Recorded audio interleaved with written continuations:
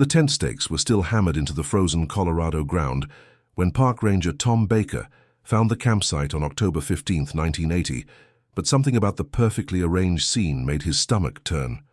Coffee still sat in a blackened pot over cold ashes, 2 sleeping bags lay unzipped and spread across a tarp, and a half-eaten can of beans rested on a makeshift table fashioned from a fallen log. Everything suggested that Megan Wilson and Mark Taylor had simply stepped away for a moment, perhaps to gather firewood or take a morning hike through the aspen groves that painted Elk Creek Valley in brilliant gold that autumn. But they had been missing for 3 days. The silence in those mountains carries a weight that city people never understand, and as Baker walked the perimeter of the abandoned campsite, his boots crunching through the first frost of the season, that silence felt heavier than usual. If you've ever wondered how 2 college students could simply vanish without a trace in the heart of the Colorado wilderness, you're about to discover that sometimes the most innocent decisions can lead to the most devastating consequences. Consider subscribing to follow this investigation as we uncover what really happened in those final days. Megan Wilson, 21 years old, had planned this camping trip for months. Her roommate at the University of Colorado remembered how she'd spread topographical maps across their dorm room floor, tracing hiking trails with her finger while explaining to anyone who would listen about the hidden beauty of Elk Creek Valley.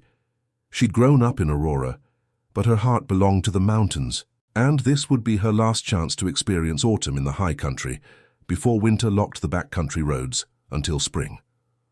Mark Taylor, her boyfriend of 8 months, had been less enthusiastic about sleeping in a tent when temperatures dropped below freezing, but Megan's infectious excitement had worn down his resistance. The couple had checked in at the ranger station on October 11th, filing a backcountry permit for a 4-day camping trip. Baker remembered them clearly, Megan with her bright smile and worn hiking boots that had obviously seen countless trails, Mark carrying a brand new sleeping bag still creased from its packaging. They'd asked about weather conditions and wildlife activity, all the right questions that suggested they understood the risks of backcountry camping. Megan had even joked about her mother's worried phone calls, how Patricia Wilson had made her promise to check in the moment they returned to civilization. When they failed to appear at the ranger station by their planned departure date of October 14th, Baker had initially assumed they'd simply decided to extend their trip. Young couples often did that, losing track of time in the intoxicating freedom of the wilderness. But when their car, a red Honda Civic with University of Colorado stickers covering the rear window, remained in the trailhead parking lot through the night of October 14th, he knew something was wrong. The campsite itself told a story that made no sense. Their vehicle keys hung from a carabiner clipped to the outside of Mark's backpack. Megan's journal lay open to an entry dated October 12th, describing the magical quality of morning light filtering through yellow aspen leaves. Their food supplies remained largely untouched, suggesting they'd planned to stay several more days. But the most puzzling detail was what wasn't there: their tent. While tent stakes marked its obvious location and guy line remained attached to nearby trees, the shelter itself had vanished completely. Baker had seen enough missing persons cases to know that people don't simply evaporate. But as he stood in that abandoned campsite with evening shadows creeping across the valley floor, he couldn't shake the feeling that Megan Wilson and Mark Taylor had encountered something in these mountains that defied logical explanation. Sheriff Robert Kane received Baker's radio call at 6:47 p.m. on October 15th, just as he was finishing paperwork for what he'd hoped would be a quiet evening. Kane had been sheriff of Garfield County for 12 years, long enough to know that missing persons cases in the backcountry usually ended in one of 3 ways. The lost hikers would stumble out on their own within 24 hours. They'd be found injured but alive within a reasonable distance of their last known location, or they'd be found dead after making a critical error in judgment. He'd never encountered a case where 2 experienced campers simply vanished without leaving any trace of their direction of travel. The initial response team assembled at first light on October 16th consisted of 8 county deputies, 4 park rangers, and 12 volunteers from the local search and rescue unit. Kane had worked with most of these people before, and he knew their capabilities and limitations. Garfield County covered over 900 square miles of some of the most rugged terrain in Colorado, but their search and rescue budget could barely afford to keep their aging equipment functional, let alone purchase the sophisticated technology that urban departments took for granted. Search coordinator Linda Hayes divided the team into 3 groups, each assigned to different drainage systems radiating out from Elk Creek Valley. The terrain posed immediate challenges: dense stands of aspen and pine that limited visibility, steep talus slopes where a single misstep could prove fatal, and creek beds swollen with early snowmelt that created treacherous crossing points. Hayes had been coordinating searches in this area for 7 years, and she understood how quickly the mountains could swallow people who made even minor navigational errors. By noon on the first day, the teams had covered a 6-mile radius around the abandoned campsite without finding any sign of the missing campers. Radio communications crackled with reports of false hopes, a flash of red fabric that turned out to be a discarded energy bar wrapper, footprints in soft soil that belonged to previous hikers, the distant sound of voices that proved to be echoing conversations from a group of hunters in an adjacent valley. Patricia Wilson arrived at the command post on October 17th, having driven through the night from Aurora after receiving Kane's phone call. The sheriff watched her emerge from her sedan, a small woman in her late 40s wearing hiking boots and carrying a thermos of coffee, and he recognized the particular kind of determination that marked parents whose children had disappeared. She approached him with questions that demonstrated she'd already been researching search and rescue procedures, asking about helicopter availability, the use of search dogs, and whether ground-penetrating radar might detect bodies buried under rock slides. Kane had to explain limitations that Patricia Wilson didn't want to hear. The county's helicopter was committed to a medical evacuation in another part of the state. The nearest search dogs were based in Denver, and their handlers required 12 hours' notice before deployment. Ground-penetrating radar belonged to the realm of urban forensics, not wilderness search operations, conducted with volunteer crews and borrowed equipment. As the search entered its second week, the reality of rural law enforcement's constraints became increasingly apparent.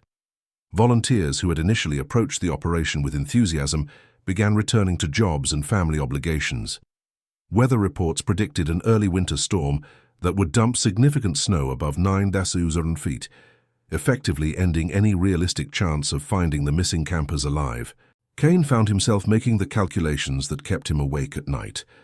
How long could 2 people survive in mountains where nighttime temperatures already dropped into the teens? And how much of his limited resources could he justify spending on what was beginning to look like a recovery operation rather than a rescue?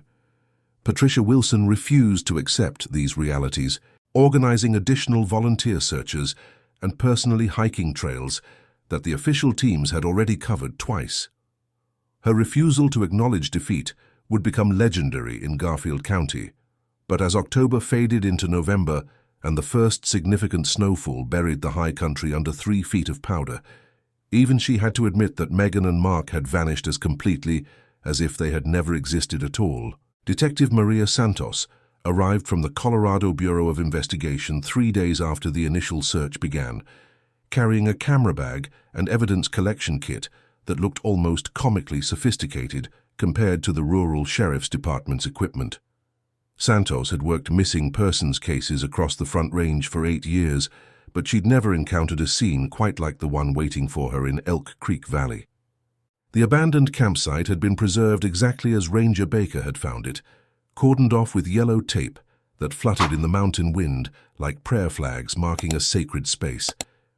Santos approached the investigation with the methodical precision that had made her reputation in Denver, but the evidence she documented that October morning would haunt her for decades. Every photograph she took, every measurement she recorded, every item she catalogued seemed to deepen the mystery rather than provide answers. The campsite covered approximately 20 by 15 feet, positioned on a slight rise that would have provided natural drainage during rainstorms. 2 sleeping bags lay spread across a blue tarp, still bearing the impressions of human bodies, while a Coleman lantern sat beside them with enough fuel remaining for several more nights of use. The most telling evidence lay in what Santos later described as the interrupted life quality of the scene. Megan's hiking boots sat beside the tent stakes, positioned as if she'd simply stepped out of them to slip into camp shoes for a quick trip to the creek. Mark's water bottle rested against a tree trunk still half full, while his fishing rod leaned against a boulder with fresh line wound on the reel, suggesting he'd been preparing for an early morning session on Elk Creek. Their shared journal contained entries through October 12th, with Megan's final words describing their plan to hike to a hidden waterfall that local rangers had mentioned during their permit check-in. But the missing tent dominated every aspect of Santos's investigation. The stakes remained hammered into rocky soil with enough force to suggest permanent installation, while guy lines stretched between surrounding trees showed no signs of having been untied or cut. The tent's footprint was clearly visible in the compressed earth, marked by 4 corner stakes and 2 additional anchors that indicated a high-quality mountaineering shelter designed for harsh weather conditions. Santos had seen enough camping accidents to know that tents don't simply disappear while leaving their anchoring systems intact and undisturbed. Physical evidence at the scene included several items that would perplex investigators for years. A pair of Megan's socks hung from a makeshift clothesline, strung between 2 aspen trees, still damp from an apparent creek crossing. Mark's University of Colorado sweatshirt lay folded inside his backpack alongside prescription medication that suggested he'd planned to return. No one abandons essential medication voluntarily. Their shared first aid kit remained unopened, containing everything from bandages to emergency signaling devices that experienced hikers would have used if they'd encountered trouble. Santos collected samples of everything, soil from the tent. If you're like me and don't rest until solving a crime, click and subscribe to the channel. Area, fabric fibers caught on nearby vegetation, even water from the creek that ran 50 yards below their campsite. She photographed the scene from 12 different angles, creating a photographic record that would be studied and restudied by investigators who followed. But the evidence that disturbed her most was what she found in their vehicle, still locked and undisturbed in the trailhead parking lot. The Honda Civic contained detailed topographical maps with specific trails marked in red ink, showing a planned route that would have kept them within 3 miles of their base camp. Megan's day pack held emergency provisions for a short hike: energy bars, extra water, a compass, and a whistle for signaling. Everything suggested that whatever had happened to them had occurred during what should have been a routine day hike from a secure base camp. The fact that they'd left their tent stakes in the ground indicated they'd intended to return by nightfall, yet somehow both they and their shelter had vanished without disturbing any other aspect of their carefully organized campsite. The first snow of the season fell on October 28, 1980, transforming Elk Creek Valley into a crystalline wilderness that effectively ended any realistic hope of finding Megan Wilson and Mark Taylor alive. Sheriff Kane stood at the command post, watching thick flakes accumulate on equipment that would soon be packed away for the winter. And he felt the particular weight that settles on law enforcement officers when they must accept defeat in the face of circumstances beyond their control. 2 weeks of intensive searching had covered over 50 square miles of wilderness terrain, involving more than 60 volunteers and costing the county resources it could barely afford to spare. Search coordinator Linda Hayes had methodically documented every lead, every false alarm, every desperate hope that had evaporated under careful investigation. The most promising discovery had occurred on October 22nd, when a volunteer searcher found what appeared to be tent fabric caught on a tree branch 3 miles southeast of the abandoned campsite. Laboratory analysis revealed the material to be from a different manufacturer entirely, belonging to camping gear that had been exposed to mountain weather for several seasons. Another team had located footprints in soft soil near a creek crossing, but careful measurement showed they'd been made by hiking boots with a different tread pattern than either Megan or Mark had been wearing. Patricia Wilson's transformation during those 2 weeks had been devastating to witness. The determined mother who had arrived from Aurora, carrying thermoses of coffee and hand-drawn maps, had gradually become a hollow-eyed woman who spoke in whispers about theories that grew increasingly desperate as conventional explanations failed. She'd hired a private investigator from Denver, a former police detective named James McCarthy, who specialized in missing persons cases. but even his experience and resources had yielded nothing more than the official search teams had discovered. The media attention that had initially brought additional volunteers and resources began to fade as other stories captured public interest. Television crews that had positioned themselves at the trailhead during the first week gradually disappeared, leaving behind only tire tracks in the gravel parking lot and scattered coffee cups that volunteers eventually cleaned up. Local newspapers continued to print updates, but the headlines grew smaller and less prominent as the story shifted from "Massive search underway" to "Missing campers case grows cold." Kane had worked enough missing persons investigations to understand the cruel mathematics of hope. Each day that passed without discovery decreased the likelihood of finding the missing individuals alive, but it also decreased public interest and available resources for continuing the search. Volunteer searchers who had initially approached the operation with enthusiasm began returning to jobs and family obligations as autumn deepened into winter. The harsh reality of rural Colorado meant that when snow blocked access roads and made hiking treacherous, even for experienced mountaineers, the mountains themselves effectively ended the investigation until spring. The psychological toll on everyone involved became increasingly apparent as the search entered its third week. Kane noticed how his deputies had begun speaking about the case in past tense, unconsciously acknowledging what none of them wanted to admit directly. Hayes struggled with the decision to officially suspend active search operations, knowing that Patricia Wilson would interpret such a decision as abandonment rather than practical necessity. Even Ranger Baker, who had discovered the abandoned campsite, began questioning details he'd observed, wondering if he'd missed some crucial evidence that might have led searchers in the right direction. The final official search operation took place on November 1st, a symbolic gesture more than a realistic attempt at discovery. 6 volunteers hiked familiar trails one last time, their voices echoing through valleys that had already been called into countless times over the preceding weeks. When they returned to the command post that evening, without finding any new evidence, Kane made the announcement that everyone had been expecting but no one wanted to hear. Active search operations would be suspended until spring, when snowmelt might reveal evidence that winter had concealed. Patricia Wilson accepted this decision with a silence that was more devastating than any argument might have been. She packed her sedan with the same methodical precision she'd applied to organizing volunteer searchers, but Kane could see in her eyes that she had no intention of giving up. As her taillights disappeared down the mountain road toward Aurora, he knew that this case would continue to consume her long after everyone else had moved on to other tragedies, other mysteries that demanded their attention and resources. Patricia Wilson's kitchen table became a command center that would have impressed military strategists, covered with topographical maps marked in different colored inks, weather reports from October 1980, and correspondence with every law enforcement agency in Colorado.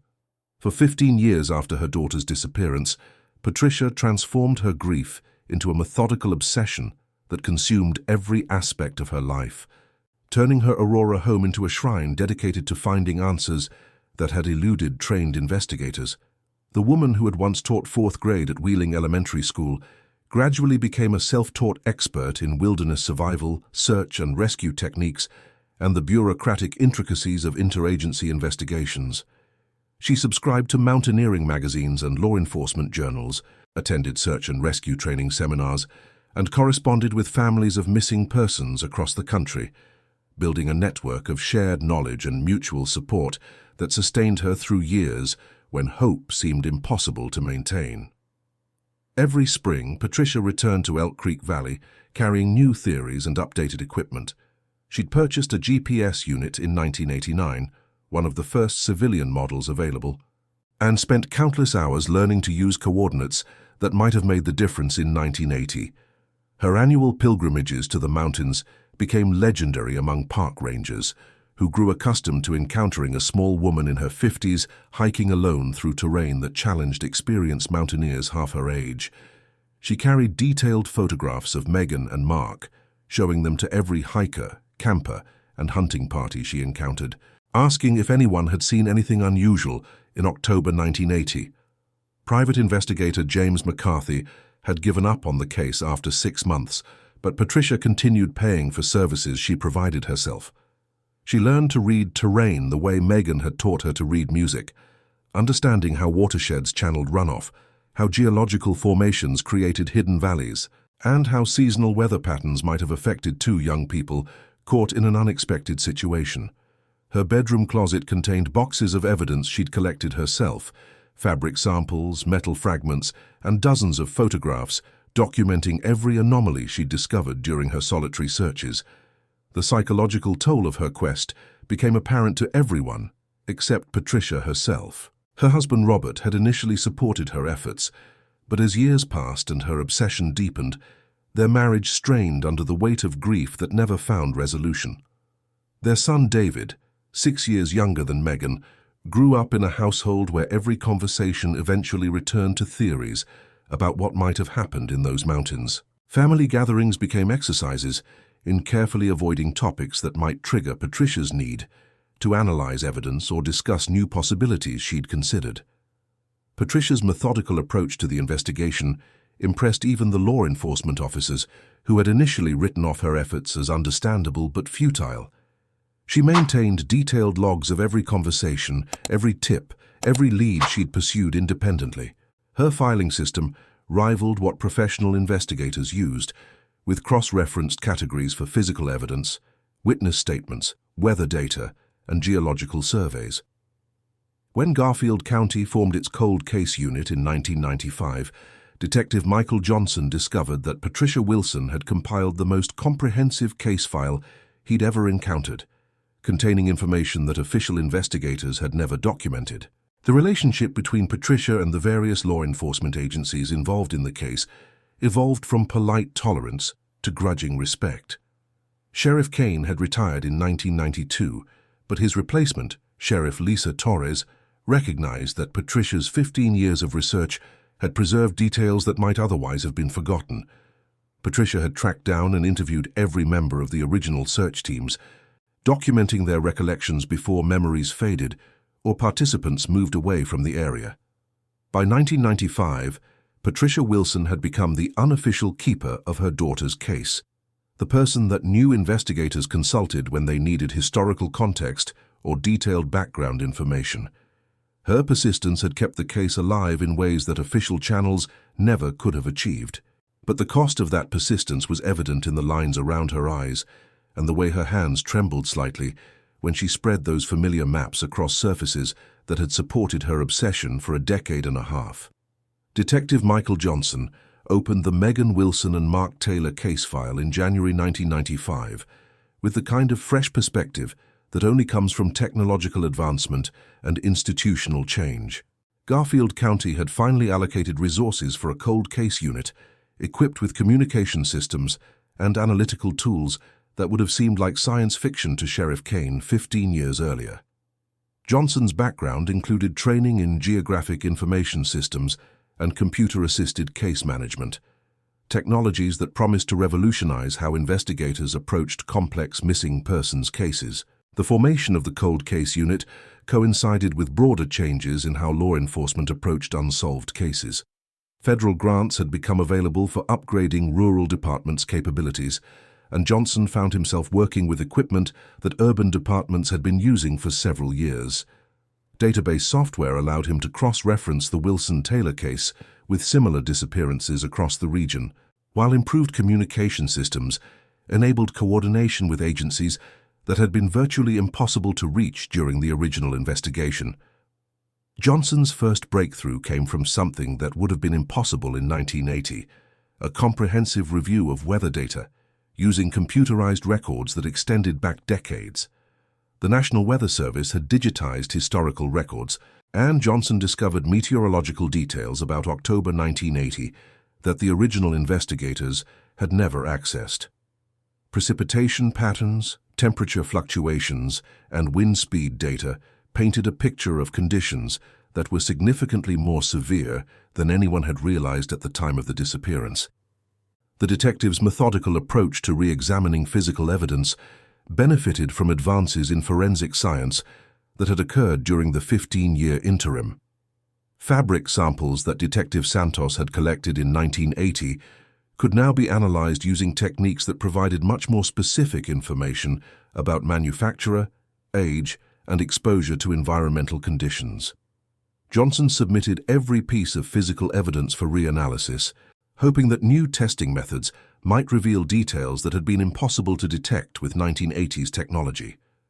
Patricia Wilson became Johnson's most valuable resource, but also his greatest challenge. Her 15 years of independent investigation had produced a wealth of information, but it had also generated theories that ranged from brilliantly insightful to desperately speculative. Johnson spent weeks reviewing her files, separating legitimate leads from wishful thinking, and he gradually developed profound respect for both her dedication and her analytical abilities. The maps she'd marked during her annual searches revealed patterns that trained investigators had missed, while her interviews with original search team members preserved details that official reports had overlooked. The technological advancement that proved most significant was improved search coordination capability. Johnson could now access topographical databases that allowed him to model terrain in 3 dimensions, identifying areas that might have been missed during the original ground searches. Satellite imagery, though still expensive and limited in rural applications, provided views of the search area that had never been available to earlier investigators. These new perspectives revealed geographic features that weren't apparent from ground level, including several deep canyon systems that had received only cursory attention during the original investigation. Communication improvements also enabled Johnson to coordinate with agencies across multiple states, sharing information about the Wilson-Taylor case with investigators working similar disappearances. The database searches revealed 3 other cases from the early 1980s involving missing campers in Colorado's backcountry, though none shared the specific characteristics that made Megan and Mark's disappearance so puzzling. These comparisons helped Johnson understand what made their case unique, while ruling out theories about serial predators or systematic crimes against outdoor enthusiasts. By the end of 1995, Johnson had essentially reconstructed the entire investigation using tools and methods that hadn't existed when the case was fresh. His computerized case management system contained every piece of information that Patricia Wilson had collected, cross-referenced with official evidence and supplemented by new forensic analysis. The technology had transformed how he could analyze the case, but it hadn't yet provided the breakthrough that might lead to actual answers about what had happened to 2 young people in those mountains 15 years earlier. The most significant technological development was yet to come. But Johnson's systematic approach using 1990s investigative tools had laid the groundwork for discoveries that would finally bring resolution to a case that had consumed a mother's life and haunted a rural community for more than a decade. The call came to Detective Johnson's office on a grey March morning in 1996, 15 years and 5 months after Megan Wilson and Mark Taylor had vanished from Elk Creek Valley. 2 hikers from Boulder, Jennifer Martinez and David Rodriguez, had been exploring the remote Devil's Canyon drainage system when they stumbled across something that would finally crack open the most puzzling missing persons case in Garfield County history. The fabric they'd found, wedged between boulders in a creek bed 6 miles southeast of the original campsite, looked like nothing more than colorful debris at first glance. But something about its placement had prompted Martinez to call the sheriff's department, rather than simply removing it as litter.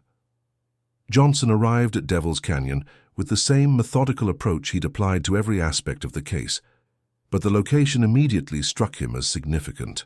The canyon system had received only minimal attention during the original search operations, dismissed as too remote and inaccessible to interest recreational campers. The terrain required technical climbing skills to access safely, and the creek bed where the fabric had lodged was nearly impossible to reach, except during late summer, when water levels dropped to their annual minimum.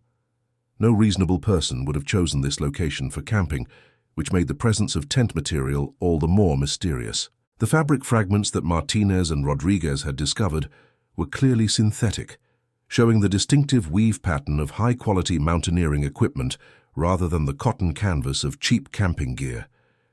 Johnson photographed the material in place before carefully extracting it from the rocky crevice where mountain runoff had deposited it, possibly years earlier. The fabric showed extensive weathering and UV damage, but enough remained to provide samples for forensic comparison with the tent description that had been documented in 1980. Laboratory analysis confirmed what Johnson had suspected from the moment he'd examined the fabric in Devil's Canyon. The material matched exactly with the specifications for a North Face mountaineering tent that Megan Wilson had purchased from a Denver outdoor equipment store 6 weeks before the camping trip.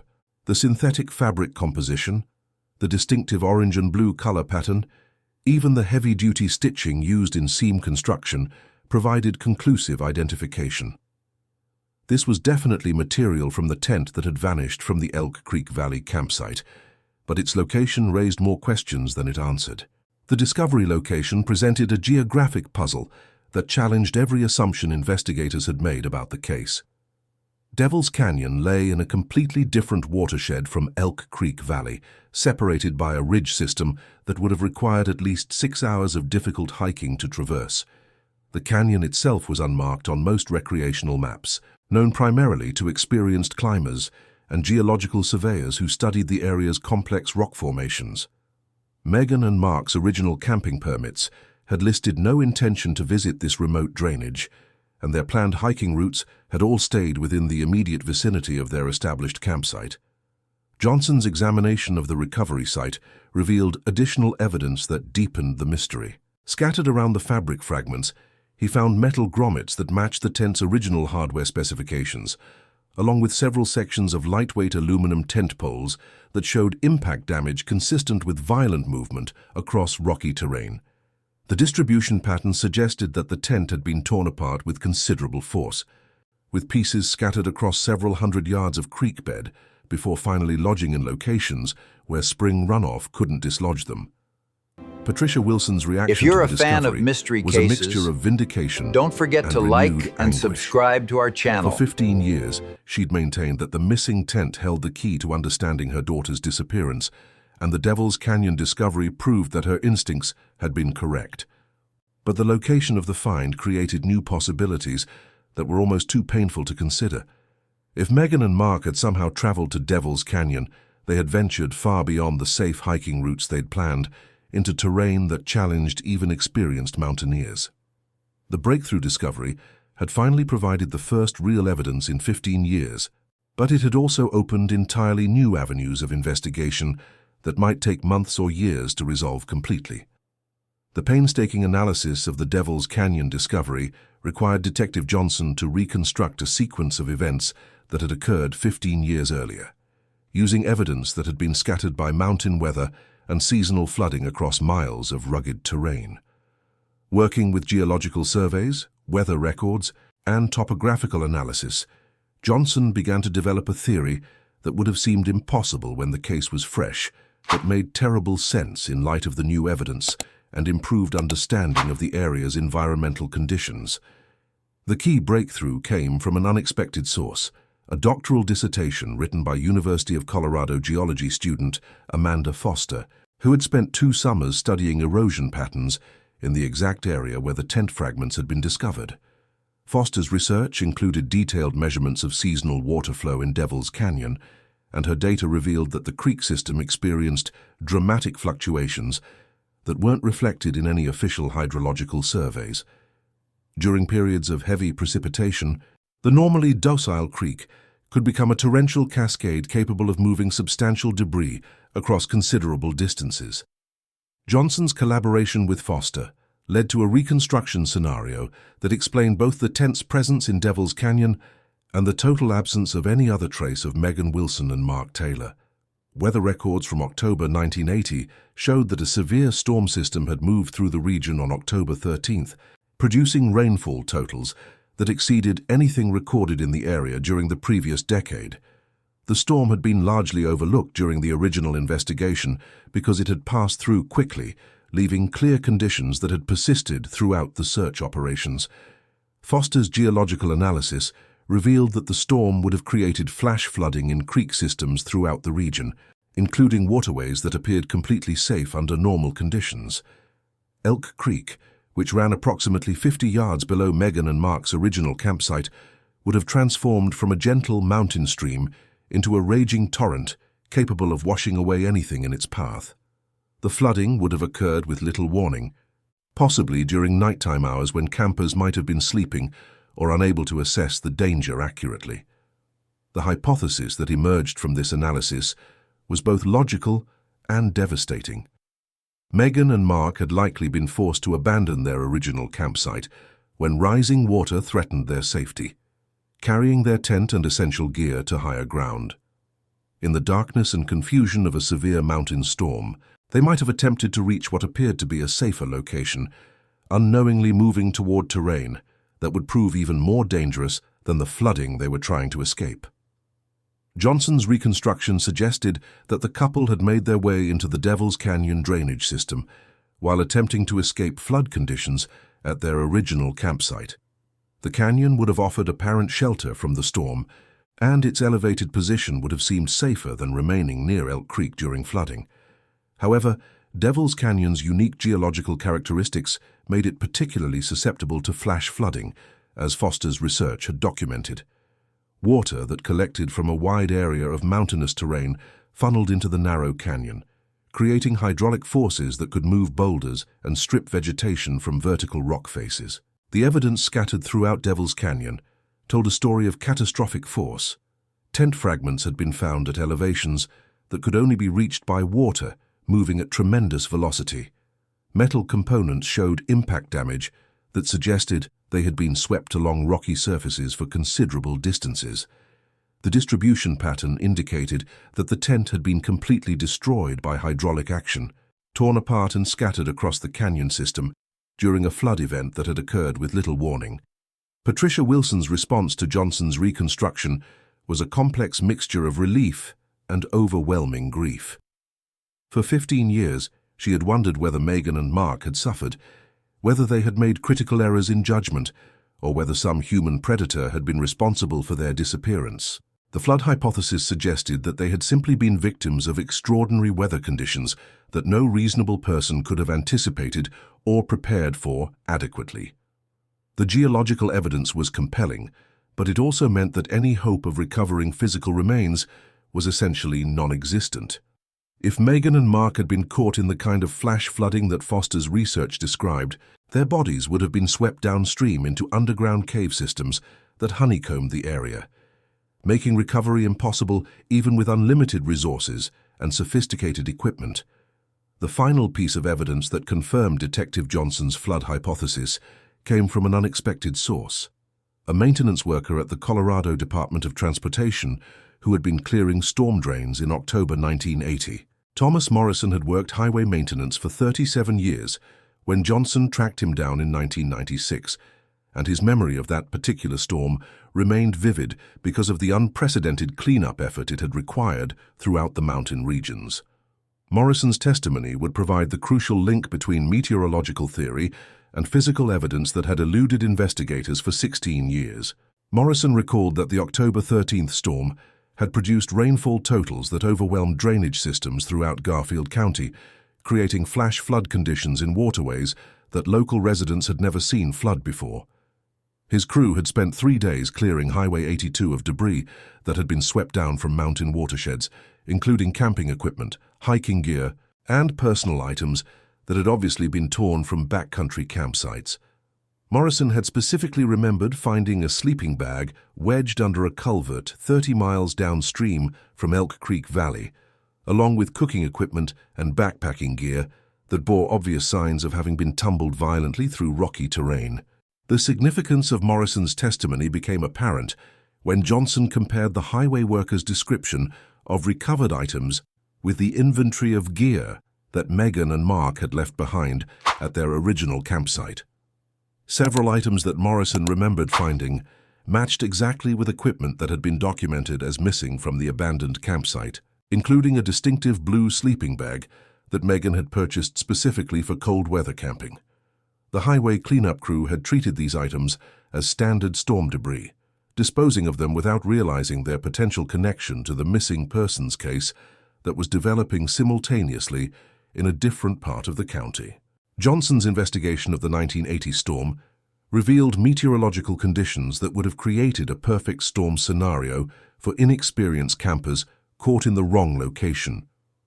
Weather Service records showed that the system had intensified rapidly as it moved across the Continental Divide, producing rainfall rates that exceeded 2 inches per hour in some locations. The storm's track had followed the exact drainage systems that connected Elk Creek Valley with Devil's Canyon, creating a hydrological pathway that could have transported camping equipment and human remains across the miles of rugged terrain that had initially seemed to rule out any connection between the two locations. Soil analysis conducted by University of Colorado researchers at Johnson's request provided additional confirmation of the flood hypothesis. Core samples taken from Devil's Canyon showed sediment layers that corresponded exactly with the October 1980 storm event, including organic material that had been deposited during the flooding and preserved in the creek bed's rocky substrate. The sediment contained fabric fibers that matched the tent material found by the boulder hikers, along with traces of synthetic materials consistent with modern camping equipment from the late 1970s and early 1980s. The most devastating aspect of Johnson's investigation was the realization that the flash flood scenario explained not only how Megan and Mark had disappeared, but why their remains would never be recovered. Foster's geological research had documented extensive underground cave systems throughout the Devil's Canyon area, carved by millions of years of water erosion through limestone formations. During major flood events, water and debris were forced into these underground passages, creating hydraulic conditions that would have made survival impossible and recovery of remains virtually impossible, even with unlimited resources. Patricia Wilson's reaction to the complete explanation was a mixture of relief and profound grief that had been building for 16 years. The scientific evidence finally provided answers to questions that had consumed her adult life, but those answers confirmed her worst fears about her daughter's final moments. The knowledge that Megan and Mark had likely died together, caught in circumstances beyond their control or ability to escape, provided a form of closure that was both comforting and utterly heartbreaking. For the first time since 1980, Patricia Wilson knew with certainty what had happened to her daughter, even though that knowledge came with the understanding that Megan's remains would never be found or properly laid to rest. Patricia Wilson sat in Detective Johnson's office on a warm April afternoon in 1996, holding photographs of tent fabric that had been recovered from Devil's Canyon. And for the first time in 16 years, she felt the particular weight that comes with absolute knowledge replacing desperate hope. The evidence spread across Johnson's desk told a complete story that was both scientifically rigorous and emotionally devastating, providing answers that she had spent half her adult life seeking, while simultaneously confirming that her daughter's physical remains would never be recovered. The meeting had taken 3 hours, with Johnson methodically presenting each piece of evidence that supported the flash flood hypothesis. Patricia had listened with the focused attention of someone who had become an expert in her daughter's case, asking technical questions about geological formations and hydraulic dynamics that demonstrated her 16 years of self-education in subjects she'd never imagined studying. When Johnson finished his presentation, Patricia sat quietly for several minutes, processing information that fundamentally changed how she understood the final days of her daughter's life. The closure that Patricia experienced was unlike anything that families of missing persons typically encounter. Most cold cases that achieve resolution provide either physical evidence that confirms death or witness testimony that explains what happened, but rarely both scientific certainty and complete impossibility of recovery. Patricia now knew exactly what had happened to Megan and Mark, understood the sequence of events that had led to their deaths, and possessed physical evidence that confirmed their fate. Yet she also knew that their bodies would never be found or buried. Johnson had arranged for Patricia to meet with Dr. Amanda Foster, the geology doctoral student, whose research had provided crucial evidence for solving the case. Foster explained the underground cave systems that honeycombed Devil's Canyon, with the kind of detailed technical knowledge that Patricia had learned to appreciate during her years of independent investigation. The caves extended for miles beneath the surface, connected by passages that were completely inaccessible to human exploration and flooded permanently by underground streams that had carved the limestone formations over geological time periods. The impact of finally knowing the truth created changes in Patricia's life that were both subtle and profound. The kitchen table that had served as her command center for 16 years was gradually cleared of maps and evidence files, though she kept everything carefully organized in boxes that filled her bedroom closet. The annual pilgrimages to Elk Creek Valley continued, but they transformed from desperate searches into memorial visits, where Patricia could finally grieve in a location that she knew with certainty was connected to her daughter's final days. Patricia's relationship with her surviving family members began to heal in ways that had seemed impossible during the years when her obsession with finding Megan had dominated every aspect of their lives together. Her husband Robert, who had watched his wife disappear into her investigation, almost as completely as Megan had disappeared into the mountains, gradually rediscovered the woman he had married before tragedy had transformed their household into a research center dedicated to an unsolvable mystery. The resolution of the case created ripple effects throughout Garfield County's law enforcement community and the broader network of families dealing with missing persons cases. Johnson's methodical approach and the technological tools that had made the solution possible became a model for other cold case investigations throughout Colorado.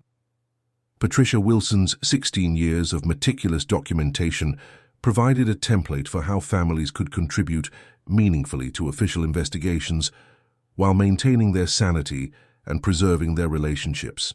The tent fragments recovered from Devil's Canyon were eventually returned to Patricia, along with the metal components and tent stakes that had been preserved as evidence. She chose to keep one small piece of the orange and blue fabric, mounting it in a simple frame that sat on her kitchen windowsill, where morning sunlight could illuminate the synthetic material that had survived 16 years of mountain weather.